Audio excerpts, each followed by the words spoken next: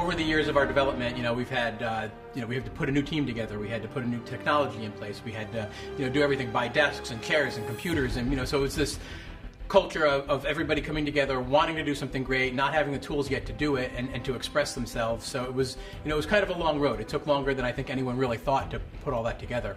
You have a team that has tons of ideas, and not just one, and then you have to refine that down into something that's really manageable in the time that you have to make a game.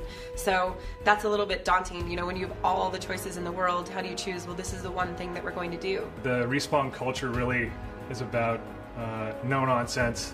We're really hard on ourselves. One of the hard parts, I think, at least on Titanfall, was trying to figure out how to work as a team for a multiplayer. The pressure was on us to really come out with something new and different, and we were sitting there going nuts trying to wrap our heads around, okay, what does that mean? Everyone at Respawn has a voice as we're working on the game. It's not just, say, the game director and lead designer say, this is what we're making, everyone just, get on the treadmill and make it. It is a very iterative and collaborative process. When you work on a single player, it's relatively easy for individuals to go off and work on this level or that level, and they can exist in separate worlds for the most part. Whereas in a multiplayer game, you've got all these different people who are working on aspects of the game that will crisscross or touch each other in some way. So if someone changes something here, it will affect someone else over here, and that can create a lot of tension. We have sometimes very heated arguments, and there's never any hurt feelings, there's never any repercussions for getting, passionate about anything. It is, we all know that we can together make something great. That extends out to when we do tests with outside people. Sometimes that's really hard to do because it's your baby, you've been working on it for a couple of years, and some dude off the street comes in and tears it apart before it's not even done. But that's extremely crucial feedback, and we take all of it no matter where it comes from. I think we have the ability and the culture that supports the focus of perfection. So you're trying to perfect the right things, and you don't go after the things that really don't support the gameplay. It has to feel right, it has to flow right, and if it doesn't, we keep working on it. And there's things that, if they don't get to that level, I would rather have less finely polished features than more, and have the game be a little rougher.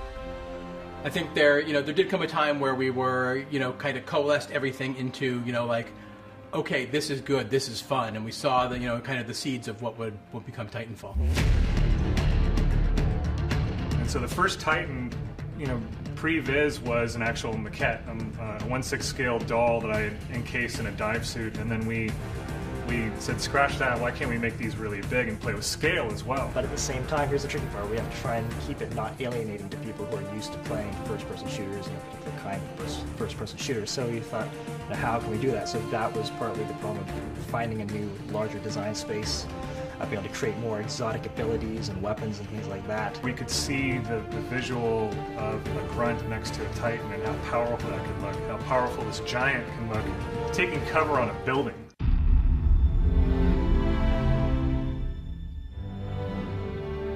We pour so much of ourselves into this that, you want to put it out there, and there's always that nervousness of, I hope people like it, what are they going to think? Before we went to E3, we'd been designing this game and building this game in a vacuum, and we're our own worst critics, so we were really on it. We went in hoping for the best. I think we were all very tense, and then that moment when the trailer started to roll and everybody was watching it back here at the studio and at the convention center was awesome. I was watching Gamescom and PAX live feed with a camera, a webcam, and I was on the edge of my seat. That's what we love. It's, putting the game together, working on it is great, but it's putting it out there in the wild and having people experience it and seeing what they enjoy about it, and that's, really what drives us. It's sort of amazing to watch people play that game, because we don't get that moment as devs anymore. We've been with this project for, some of us years now, and you never get to play that game for the first time like you remember. It was amazing to hear the response from it. It just blew us all away, and it just makes us work even harder. And to have everyone embrace it and say,